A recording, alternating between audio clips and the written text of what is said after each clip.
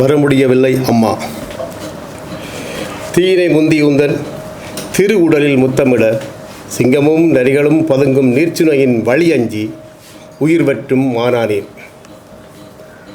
இது ஜெயபாலன் தன்னுடைய தாய் இறந்தபோது அந்த இறுதிக்கிரியையில் கலந்து கொள்ள முடியாத சூழலில் மனம் பொங்கி எழுதிய கவிதை.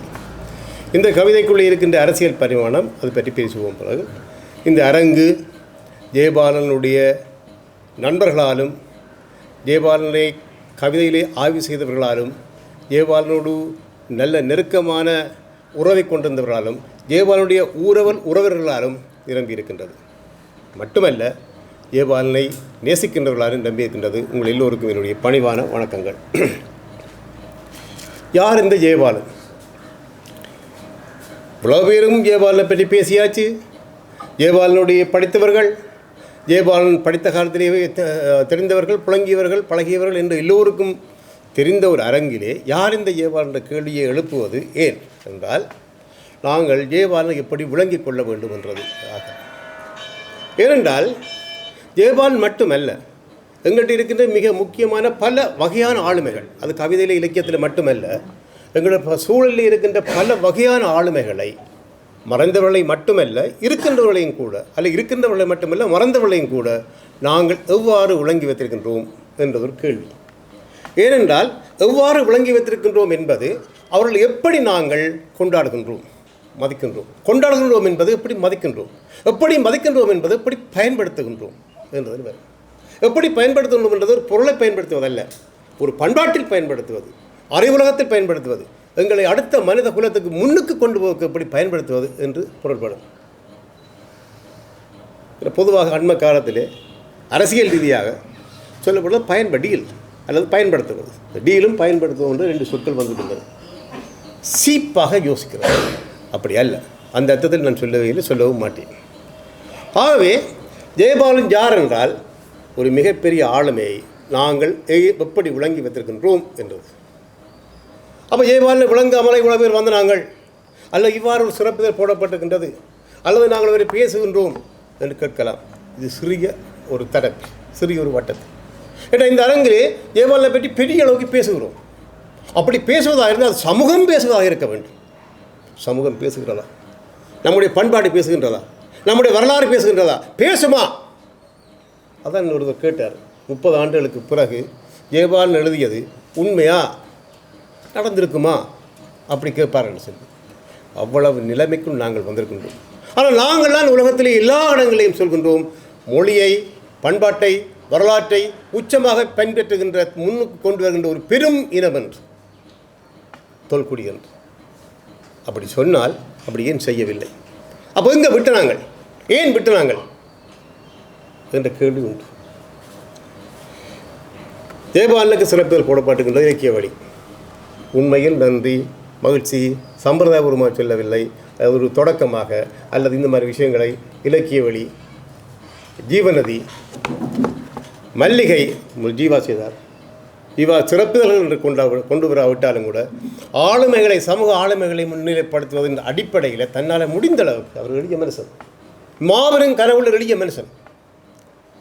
ஜெயபாலன் மாதிரி அவரும் ஒரு ஆளுமை. நான் கொண்டாடவில்லை, மதிக்கவில்லை, விட்டுட்டோம். இந்த யாழ்ப்பாண தேர்வு அவரை சொல்லும், யாழ்ப்பாணத்தில் சில வைத்திருக்க வேணும் இல்லையா? இல்லையா? வச்சிருக்க வேணும், வைக்க மாட்டோம். அதான் பெரியவர்கள், நாங்கள் வைக்க மாட்டோம். என்ன வைக்க மாட்டோம், வச்சா சிறுத்துடுவோம். ஆகவே அப்படி ஜெயபாலன் இன்றைக்கு ஒரு பெரிய ஆளுமையாக இருக்கின்றார் சொன்னால், ஜீவா சிறப்பில் கொண்டு தன்னுடைய இதழிலே ஒரு கட்டுரையும் ஒரு அவருடைய அந்த ஆளுமையை குறித்து ஒரு படத்தையும் போடுவார். ஞானம் செய்து கொண்டிருக்கின்றது. ஒவ்வொரு இதழ்கள் அப்படி செய்திருக்கின்றன. நான் இதழ்கள் சொல்லி இரண்டதுக்காக ஒரு விவகாரமாக தயவு செய்து எடுக்கக்கூடாது. ஞாபகத்தில் இது ஒரு பேச்சு, ஞாபகத்தில் எடுக்கும்போது தான் வரலாம். அப்போ எங்களை இதழ்களால் எங்களுடைய பங்களிப்பை ஞாபகத்தில் வரையில் யாரும் கேட்கக்கூடாது, தயவு செய்து மன்னிக்கணும். ரைட், அது ஒரு விவகாரமாக போயிடும் பிறகு. ஆகவே ஜெயபாலனுக்கு ஒரு சிறப்புதல் வந்திருக்கின்றது. அப்போ நான் ஏன் ஜெயபாலன் போன்றவர்களை நாங்கள் கொண்டாடவில்லை என்று கேட்கிறோம் என்றால், இன்றைக்கு எங்களோடு ஒத்த தமிழ் பண்பாட்டை இருக்கின்ற இன்னும் ஒரு சமூகம் தமிழகத்தில் இருக்கின்றது. அங்கேயும் ஏராளமான பிரச்சனைகள், போட்டிகள், அணி சேர்க்கைகள், இந்த மாதிரியான விஷயங்கள் இருக்கின்றது. ஒட்டுமொத்தமான பெருந்தமிழகத்தில் அங்கே நடக்கின்ற காரியங்கள் மிகச் சிறிய அளவு தான் இருக்கின்ற கூட சொல்லக்கூடிய விவாதங்களும் உண்டு. ஆனால் அதை கடந்து முன்னோடிகள் இந்த பல்வேறு வகையான பங்களிப்புகள் இன்றைக்கு மீள கொண்டு வரப்படுகின்றது. இலக்கியம் அல்லது எழுத்துத்துறை என்று சொன்னால் கூட, இலக்கியம் மட்டுமில்லை, ஆய்வுத்துறை என்று பல்வேறுபட்ட விஷயங்கள், மொழி வரலாறு என்று பார்த்தாலும் கூட ஏராளமான புத்தகங்கள் மீள கொண்டு வருகின்றார்கள். அது ஒரு அறிவியல் செயல்பாடு. ஒரு வாழும் சமூகம் என்பது அதுதான். இன்றைக்கு பாருங்கள், பல ஆயிரக்கணக்கான ஆண்டுகளுக்கு தமிழர்கள் இருக்கின்றார்கள். ஏட்டுச்சோடியாக இருந்த, ஓலைச்சோடியில் இருந்த அந்த இலக்கியங்கள், எழுத்துக்கள் எப்படி தலைமுறையாக கொண்டு வருகின்றார். அது இந்த பெருமதி உணர்ந்தபடியால் வச்சு பரிமாறிக்க முடியாது. பிரதி எடுக்கிறது ரொம்ப கஷ்டம். 10,000 பாடல்கள் கம்பராமாயணத்தை எப்படி கொண்டு வந்திருக்கு சமூகம், எப்படி கொண்டு வந்திருக்கு, தலைமுறையாக காவி கொண்டு வந்திருக்கு. அது பெருமதி தெரியும்.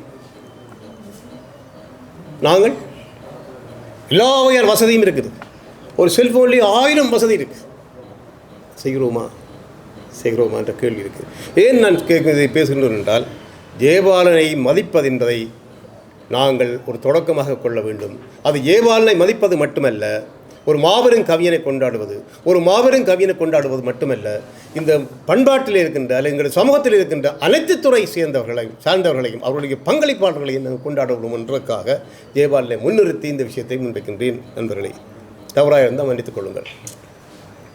அடுத்தது, ஜெயபாலன் அவருடைய படைப்புகள் அல்லது ஜெயபாலனுடைய முடிச்சித்திரம் எப்படி என்று பார்க்க வேண்டால், நேரம் போயிருக்கிற வழியால் எல்லோரும் ஒரு 10 நிமிடம் மட்டும் எடுத்துக் கொள்கின்றேன். சம்மதம் என்றார்.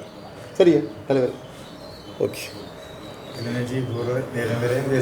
மற்றவர்கள் ஜெயபாலன் யார் என்றால், ஜெயபாலன் ஒரு கவிஞன். முதன்மை அடையாளம் கவிஞன் தான். ஆனால் ஜெயபாலன் நான் விரும்புவதும் ஜெயபாலன் ஒரு போராட்டக்காரன் என்றால் போராளி, துப்பாக்கி ஏந்தியவர் அப்படி என்று அர்த்தத்தில் மட்டுமல்ல. அவர் ஒரு தேசிய விடுதலை போராட்டம், அதாவது இனம் சார்ந்த ஒரு உணர்வாளன். இரண்டாவது, அவர் ஒரு சாதிய போராட்டக்காரன்.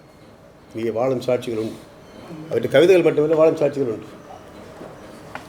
எங்கே ஜனநாயகம் மறுக்கப்படுகின்றதோ அங்கே குரல் எழுப்புவார். முஸ்லிம் மக்கள் வெளியேற்றப்பட்ட போது அங்கே குரல் எழுப்பினார். விளைவுகளை பற்றி பார்க்காத ஒரு மனிதன், அவன்தான் போராளி. எந்த விளைவு? நல்விளைவுகள், தனக்கு வருகின்ற தனிப்பட்ட விளைவுகளை பற்றி, தன்னுடைய பாதுகாப்பை பற்றி பார்க்காத ஒருவர். எல்லோரும் தங்களுடைய பாதுகாப்பான காலத்தையும் சூழலையும் உருவாக்கி கொண்டுதான் போராட்டத்தை பற்றியும் புரட்சியை பற்றியும் அரசியலை பற்றியும் பேசுகின்ற ஒரு சூழலில் ஜெயபாலன் தன்னுடைய இளமக்காலத்திலேயே அதை பற்றி பார்க்காமல் பேசியிருக்கின்றார். இப்போ சாதியம் பற்றி, இன ஒடுக்குமுறை பற்றி, அல்ல சாதியத்துக்கு எதிராக, இன ஒடுக்குமுறைக்கு எதிராக, தமிழ் சமூகத்துக்கு நடந்த இயக்க வன்முறைகளுக்கு எதிராக, முஸ்லிம் மக்களுக்கு வெளியேற்றத்துக்கு எதிராக எல்லா இடத்திலேயும் நின்று குரல் கொடுத்துக்கின்றார், போராடி இருக்கின்றார். ஒரு போராளி அப்படித்தான் நிற்பான். எல்லா வகை இடங்களிலையும் நிற்பான். வர்க்க விடுதலையாக அப்படி இடத்தில் நிற்பான். என்றபடியால்தான் அவர் மலையக மக்களை நேசிக்கக்கூடிய இருந்தது, முஸ்லீம் மக்களையும் நேசிக்கக்கூடிய இருந்தது, சிங்கள மக்களையும் நேசிக்கக்கூடிய இருந்தது, தமிழ் மக்களையும் நேசிக்கக்கூடிய இருந்தது. இதுதான் ஜெயபாலன் என்ற போராளி என்ற இடம். ஜெயபாலனுடைய அரசியலில் எனக்கும் விமர்சனம் உண்டு. இந்த அரங்கில் இருக்கின்ற பலருக்கும் பல வகையான விமர்சனங்களும் அபிப்பிராயங்களும் இருக்கக்கூடும், இருக்க வேண்டும். ஆனால் அது எல்லாவற்றையும் கடந்து ஜெயபாலனுடைய அந்த 50 ஆண்டு கால அவருடைய கலை இலக்கிய சமூக பயணத்துக்களை நாங்கள் பார்த்தால், அவர் அந்தந்த இடங்களில் தன்னுடைய குரலை முன்வைத்திருக்கின்றார். அந்தந்த இடங்களில் தன்னுடைய குரலை முன்வைத்தது மட்டுமல்ல, களத்திலும் நின்றிருக்கின்றார். என்றபடியால்தான் ஜெயபாலனை ஒரு 5-6 ஆண்டுகளுக்கு முன்னர் முஸ்லீம்கள் தங்களுடைய மேடையில் ஏற்றி அவரை கௌரவித்தார்கள். ஹக்கீம் அதை கௌரவத்தை செய்திருந்தார். அது ஒரு பெருமைக்குரிய விஷயம். நிச்சயமாக கைதட்டி அவரை வரவேற்கும். அப்படி இருக்கின்ற மிக குறைந்த கவிஞர்களாக இருக்கின்றார்கள். இது ஒரு பக்கம். போராட்ட கவிஞர்கள் ஜெயபாலன் ஒரு பெருங்கவிஞர் என்று நான் சொல்லுவேன், நிச்சயமாக சொல்வேன். நாங்கள் ஏற்றுக்கொள்ளத்தான் வேண்டும். எப்படி என்றால், பெருங்கவிஞர்களுக்கு ஒரு சிறப்பு குணம் இருக்கு. எல்லா விடயங்களையும் பாடுவார்கள். அவருடைய கவிதை எடுத்து பார்த்தால் எல்லா தளங்கள்லையும் அவருடைய குரல் அது பதிஞ்சிருக்கும், சிந்தனை பதிஞ்சிருக்கும், அடையாளம் பதிஞ்சிருக்கும். எல்லாவற்றையும் பாடியிருப்பார்கள், எல்லாவற்றையும் பாடக்கூடியவர்களாக இருப்பார்கள் பெருங்கவியர்கள். அதான் பெருங்கவியனுடைய சிறப்பு குணாம்சம், அடையாளம். ஜெயபாலன் எல்லாவற்றையும் பாடியிருக்கின்றார். இந்த அரங்கிலே எனக்கு ரொம்ப சந்தோஷம். மிகவும் சொல்ல விரும்புகிறேன். சிவஞான சீலன் ஒரு ஆய்வாளர், இப்போ புதுசாக ஆய்வு செய்ய இருக்கின்றார். அது செல்வா, அங்கே பின்னுக்கு இருக்கிற தங்கச்சி ஜெயபாலனுடைய கிழக்கு பல்கலைக்கழகத்திலேயே சிந்து ஆய்வு செய்தவா இந்த அடுத்த இருக்கிற இந்த அரங்கில் மட்டுமே 3 பேர் இருக்கின்றார்கள். ஒவ்வொரு காலகட்டத்திலேயே ஒவ்வொரு பல்கலைக்கழகங்களிலே ஆய்வு செய்தவர்கள். அப்போ இது ஒரு பக்கம். அந்த ஆய்வுகள் இப்படி ஒரு புத்தக அடுக்கிலே போகாமல் சமூகமயமாக்க வேண்டும் என்று திருப்ப ஞாபகப்படுத்தி கொண்டு, ஆகவே ஜெயபாலன் இவ்வாறு ஒரு போராளியாக செய்யப்பட்டார் ஒரு பக்கத்தில் என்றால், அடுத்த பக்கத்திலே அவர் ஒரு பெருங்கவிஞனாக இருந்திருக்கின்றார் என்பதை நான் சொன்னேன். பெருங்கவிஞன் எது பாடவில்லை, போராட்டத்திலே அத்தனையும் பாடியிருக்கின்றார். உண்மையாக ஒரு போர்க்கவிஞனுக்கு ஒரு உதாரணமாக சொல்லலாம். இங்கே போராளிகள் முன்னே தரையில் பரப்பி வைத்த வரைபடம் போல என் முன்னே பள்ளத்தாக்கிலே ஏரியாய் வீதிகளாய் இறைந்துள்ள கட்டிடமாய் நீட்டி நிமிர்ந்து கிடக்கின்ற கண்டி நகர் மெல்லத் துலங்கும். பாருங்கள், போராளிகள் முன்னே தரையில் பரப்பி வைத்த வரைபடம் போல் என் முன்னே பள்ளத்தாக்கில் ஏரிகளாய் வீதிகளாய் நீட்டி நிமிர்ந்து கிடக்கின்ற கண்டி நகர் மெல்லத் துலங்கும். ஒரு காலை வலிக்காத தூரத்து மலைமுகட்டில் தேயிலை காட்டுக்குள் நடமாடும் கண்ணி வடிகளைப் போல் கடைகள் தொங்கி கொழுந்தெடுப்பர் இளம்பெண்கள். இது ஒரு போர்க்கவிதை. ஆனால் ரமேஷ் சொல்லுவார் இது போர்க்கவிதையே இல்லை, இது என்னப்பா இன்னும் பைத்தியமா, கண்டியில் மலை நாட்டில் கொழுந்தெடுக்கிற ஒரு காலை பொழுதையும் அந்த கொழுந்தெடுக்கிற சூழலையும் பற்றி பாடுகின்றார் என்று அதுதான் பாடுகின்றார். ஆனால் கவிதை என்றால் இந்த உதாரணங்கள் எங்கே இருந்து வருது சரி அப்படின்னு சொல்லணும். நீங்கள்லாம் இந்த தமிழில் உதாரணங்கள் எங்கே வருது என்றால் அந்த போர் அடையாளங்கள் முழுக்க அதுக்கு வருது. அதுங்க மன தலைக்கு இல்லை, போர் தான் இருக்கு. அது உறைஞ்சி போயிருக்கு, அது அப்படி இறங்கி போயிருக்கு. அவர் மலைநாட்டை பற்றி பாடைகளையும் அந்த எடுகோள்கள் எங்கே இருந்தால் உதாரணங்கள் எங்கே இருந்து வருகின்ற, படிமங்கள் எங்கே இருந்து வருகின்றன, சொல்லாட்சியில் எங்கே இருந்து வருகின்றன, இந்த போர்களிலிருந்து வருகின்றது. அப்போ நாங்கள் போர்க்கவி என்ற தனிய போரை பற்றி, போரின் அவலத்தை பற்றி, இடப்பெயர்வை பற்றி அல்லது சாவை பற்றி, மரணத்தை பற்றி பேசுவது மட்டுமல்ல, அதுக்கு வெளியிலே ஒன்றை பேசும்போதும் இந்த போரின்ற விடயங்கள் உள்ளுக்கு வருமாக இருந்தால் அல்ல போரின்ற சொற்கள் வருமாக இருந்தால் அது போர் ஒரு கவியாகத்தான் கொள்ள முடியும். அது தனியாக கவிதை ஆய்வில் அதை பற்றி வியந்து நயந்து பேசுவோம். ரைட். அப்போ நாங்கள் இப்போ சில விடயங்களை மட்டும் சுருக்குவோம், அந்த 10 நிமிஷத்துக்கே முடிப்போம். அப்போ ஜெயபாலன் முக்கியமாக ஒரு கவிஞன் என்று நாங்கள் பார்த்தோம். ஆனால் நான் சொல்கின்ற ஒரு போராளி என்று, ஒரு போராளி கவிஞன். அவர் எல்லா வகையான குரலையும் வெளிப்பேற்கின்றார். சாதியத்துக்காக ஒன்று எல்லா வகையான குரலையும் வெளிப்பேற்கின்றார். அது ஒரு மிக முக்கியமான விஷயம். இரண்டாவது, 70ஆம் ஆண்டுகளில் இருந்து 70க்கு முதல் எழுத தொடங்கிவிட்டார். குறிப்பாக 70 நாங்கள் பருமட்டா வச்சு கொண்டாலும் கூட 70லிருந்து இன்று வரையிலும் ஜெயபாலன் தொடர்ந்து இயங்கிக் கொண்டிருக்கின்றார் இலக்கியத்தில், கவிதையில். அப்போ அவருக்கு சாகிற வயதைக்கும் வாழ்கின்ற வயசு நீளம், வானத்தில் உள்ள நீளம் மாதிரி மங்காத நீளம், ஒளி குன்றாத நீளம். அது நாங்கள் வருவோம் போவோம், தலைமுறைகள் வரும் போகும், ஆண்டுகள் வரும் போகும், ஆனால் வானத்தின் நீளம் என்றும் ஒளி குன்றுவதில்லை. அது மாதிரி ஜெயபாலனுடைய அந்த கவிதை செயற்பாடும் குன்றுவதில்லை. மட்டுமல்ல, அவர் கொண்டிருக்கின்ற காதல் அது முக்கியமானது. ஜெயபாலன் இன்றைக்கும் இளைஞன்தான், இன்றைக்கும் காதலன் தான் என்ற படியால் தான் அவருடைய மந்தைய நிலையன்றது அவர் உடல் அல்ல, அது வேறு. உடல்ல வாழலையும் தான் நீங்கள் சொன்ன மாதிரி ஆள் இப்போவும் கடினமாக கவனமாக தான் சாப்பிடுவேன். உணவில் மிக தேர்வு. நான் 2 வருஷத்துக்கு முன்னே தமிழ்நாட்டில் ஒரு வாரம் தங்கியிருந்து நான் மிக கவனமாக தான் நாள் உணவு தேர்ந்து கொள்ளும். ஆகவே அந்த மனசு அப்படியே தங்க கட்டி மாதிரி மாறாமல் அப்படி இளமையாக இருக்கின்றது, காதல் பொங்கக்கூடியமாக இருக்கின்றது. அவருடைய காதல் கவிதைகள் மிக முக்கியமானது. இந்த எங்களோட சமகால ஈழக்கவிஞர்களுக்கு இல்லை, மிக முக்கியமான 2 பேர், சேரனும் ஜெயபாலனும். 2 பேரும் காதலை மிக அற்புதமாக பாடியிருக்கின்றார். காதல் உணர்வில் 2 பேரும் சரியான முறையில் வெளிப்படுத்துகின்றார்கள். அந்த சேரனும் ஜெயபாலனும் என்று சொல்லி சிவத்தம்பி அவர்கள் சொல்லுவார்கள். அது உண்மை. பல வகையில் 2 பேர் ஒரு நாணயத்தினுடைய 2 பக்கங்கள் மாதிரி, அல்ல ஒரு தண்டவாளத்தினுடைய 2 பக்கங்கள் மாதிரி இல்லையா சிதம்பரம்? 2 பக்கம் அப்படியே போய்கொண்டே இருப்பார்கள். 2 பேரும் ஒன்று வேட்டுக்கு போட்டி மாதிரி தான். 2 பேரும் சேரனும் ஜனநாயகோடு கும்பலுக்கு எதிராக குரல் வைத்திருக்கின்றார். ஜெயபாலனும் அதே மாதிரி. சேரனும் இன ஒடுக்குமுறைக்கு எதிராக குரல் வைத்திருக்கின்றார், ஜெயபாலனும் அப்படி. சேரனும் கைதடி கலச கோபுர கலசமும் பனை மர உச்சியும் என்று சொல்லி கைதடியினுடைய நடந்த சாதி கலவரம் பற்றி பாடியிருக்கின்றார், ஜெயபாலனும் அப்படி பாடியிருக்கின்றார்.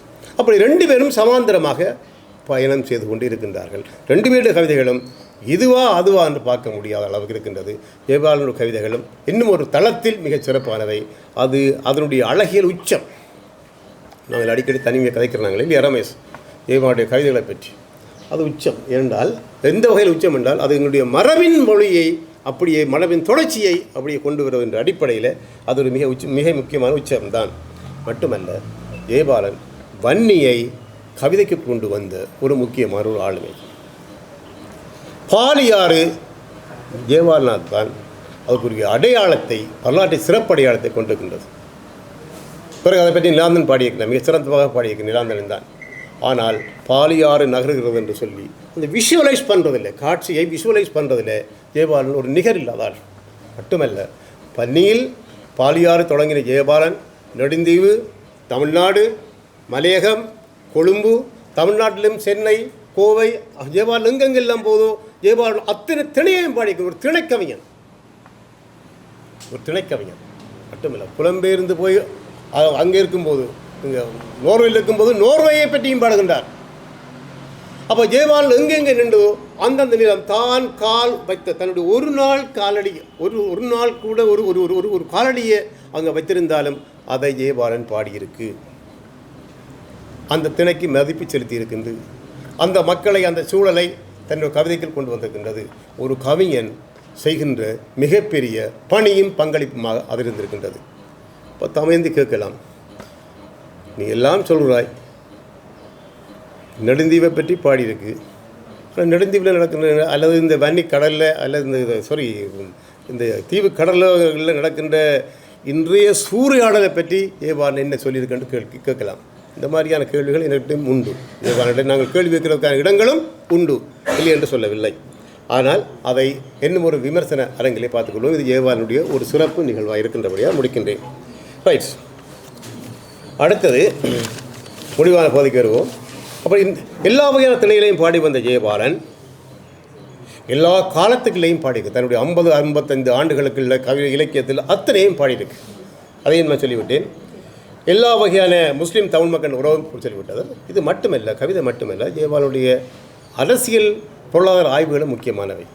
குறிப்பாக 83ஆம் ஆண்டு வந்த முஸ்லீம் மக்களும் தேசிய இன பிரச்சனை என்ற அலை யேசுராயா வெளியிட்ட புத்தகம் மிக முக்கியமானது. இன்றைக்கு நாங்கள் எடுத்து பேச வேண்டிய புத்தகம். இன்றைக்கு மட்டுமல்ல, எதிர்காலத்தில் வடக்கு கிழக்கினுடைய தீர்வு பற்றி வரும்போது அந்த புத்தகத்தை விட்டு அல்லது ஜெயபாலனுடைய அந்த முன்வைக்கிற அந்த விஷயங்களை விட்டு நாங்கள் பேச முடியாது. பேச்சுவார்த்தை மேசையில் அது இருக்க வேணும். புறக்கணிக்க முடியாத ஒரு ஆய்வு. அது ஒரு சமூக நீதி, ஒரு வரலாற்று நீதி. அதை ஜெயபாலன் தந்திருக்கு. ஆகவே அது ஒரு நீதி நூலாக கொள்ளக்கூடிய அளவு ஜெயபாலன் பங்களிப்பு இருந்திருக்கின்றது. மட்டுமல்ல, அதுக்கு பிறகும் கூட முஸ்லீம் மக்களும் ஜெயபாலன் பேர் ரமேஷ் பிறகு வந்த தோழமையுடன் ஒரு உறவுன்னு சொல்லி அதுக்கு பிறகு அடுத்த கட்டம் என்றால் முதல் ஒரு காலகட்டம் மட்டுமல்ல, 80களில் தொடக்கம் மட்டுமில்லை, பின்னுக்கு வந்த ஒரு சூழலை பற்றியும் ஜெயபாலன் அதை பற்றி ஒரு ஆய்வு செய்து இருக்கின்றது. இப்படி பல தளங்களிலே நாங்கள் ஜெயபாலனை பார்க்க வேண்டும். உண்மையாக ஒரு அரங்கு, ஒரு ஜெயபாலனை போன்றவர்கள் ஒரு நாள் அரங்கு செய்ய வேண்டும். ஜெயபாலனுக்கு மட்டுமென்று சொல்லவில்லை. நான் இந்த உரையினுடைய தொடக்கத்திலே சொன்னேன், நாங்கள் ஒரு மதிப்பளிக்கிறதுன்னு சொன்னால் இவ்வாறு ஒரு குறிப்பிட்ட நேரத்துக்களே மணிக்கூட்டை பார்த்து பேச்சு நடத்த முடியாது, கூட்டம் நடத்த முடியாது, நிகழ்வு நடத்த முடியாது. அது அந்த ஆளுமைகளுக்கு நாங்கள் செய்கின்ற அநீதி அல்ல அவமானம். மெய்யாக அவ்வாறான ஆளுமைகளுக்கு ஒரு முழு நாள் அரங்கு, ஒரு நாள் அரங்கு நாங்கள் செய்ய மாட்டோமா? ஒரு நாள் அரங்கு செய்ய மாட்டோமா? வாழ்நாள் எல்லாம் ஒரு சமூகத்துக்காக, ஒரு வரலாற்றுக்காக உழைத்தவர்களுக்கு எங்களால் ஒரு அரங்கு செய்ய மாட்டோமா? இந்த இருக்கின்றது பெரிய பல்கலைக்கழகம், இந்த இருக்கின்ற தமிழ்துறை என்ன செய்கின்றது? இந்த கேள்வியை நான் எழுப்ப வேண்டும். எங்களுக்கு அந்த பொறுப்புண்டு. ஏனென்றால் நாங்கள் சாதாரணமான குடிமக்கள், எங்களுக்கு கேள்வி கேட்க உரிமை உண்டு. ஒரு அறிவியல் மையம் ஏன் அவ்வாறு செயற்படவில்லை, ஏன் அதுக்காக தடைகள் என்ன முடியுமென்றால் நாங்கள் பங்களிக்கின்றோம்.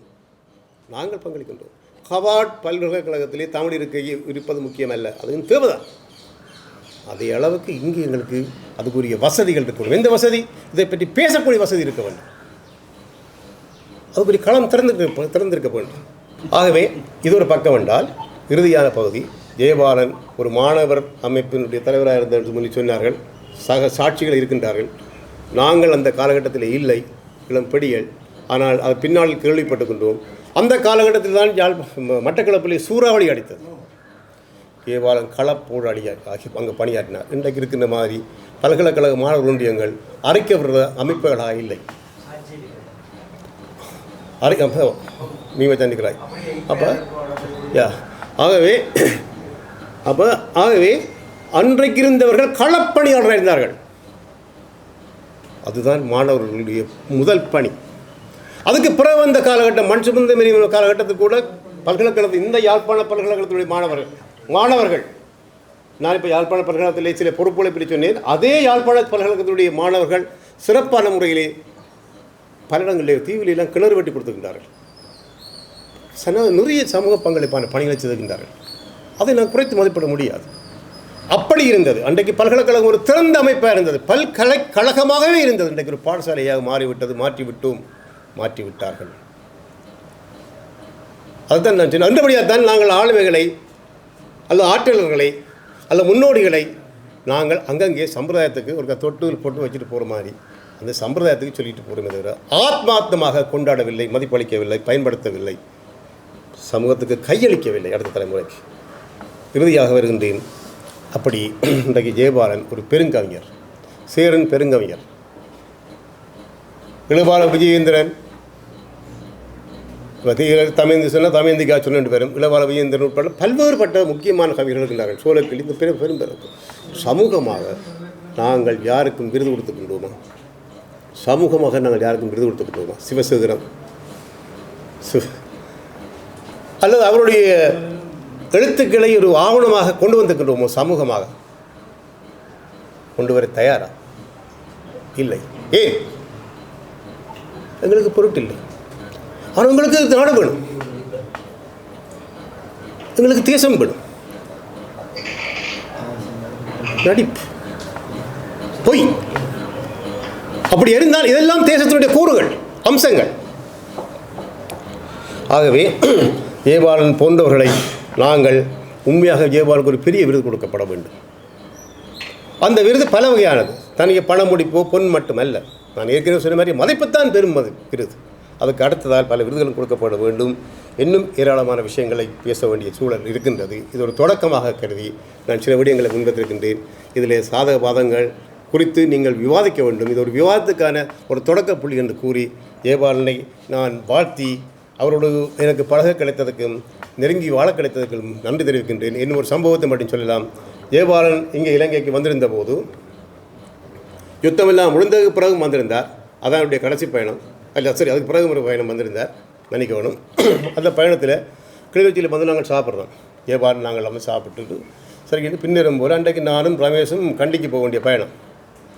ஜெயபாலன் சொல்கிறார், நான் என்னுடைய அம்மாவும் செத்தபோது அங்கே வரையில்லை, அப்பர் செத்த போதும் வரையிலும் மச்சான், அப்படி தான் சொல்லுவார் மச்சான். அவருக்கு சிவலிங்கராசரும் மச்சான் தான், நானும் மச்சான் தான். சரியா? ஆகவே சில நேரம் வாடாப்பா போகும் சொல்லி அப்போ நான் சொன்னேன், இல்லை நான் கண்டிக்கு போகிற ஒரு பயணம் ஒழுங்குபடுத்திட்டேன், அப்போ நான் வரமாட்டேன், தயவு செய்யுங்க போங்க உண்டு. இல்லை நான் மல்லாவைக்கு இந்த வீட்டை போய் பார்த்துட்டு போக போகிறேன், அம்மா இந்த கல்லறைக்கு இருக்கா அப்போ அஞ்சரை சேர்த்துட்டு போகிறேன். நான் சொன்னேன், நீங்கள் அங்கே போனால் அது சாத்திய குறைவு, ஏன்றால் அங்கே ஆமைக்காரன் இருக்கிறான், நீங்கள் ஆமைக்காரனோட கணக்கு பிரச்சனைப்படுகிறேன். இல்லை நான் போய்த்தான் போவேன், என்ன யார் அதுதான் ஜெயபாலன், என்ன யார்ட்டா மறைக்கிறது, எந்த வீட்டுக்கு நான் போகிறக்கு என்ன யார் மறைக்கிறேன். அப்படியே போனார். அப்படியே அங்கே அங்கே இருக்கிற சிப்பாக்கி ஜெயபாலனும் தெரியாது, ஜெயபாலன் வீடனும் தெரியாது, அவங்க தாய் இருக்குன்னு தெரியாது, தாயின் கல்லறை இருக்கிறதுன்னு தெரியாது, ஒன்றும் தெரியாது.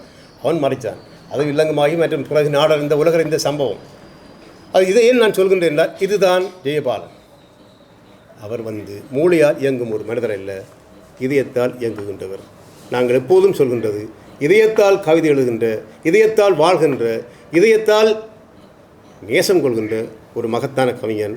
நன்றி, வணக்கம்.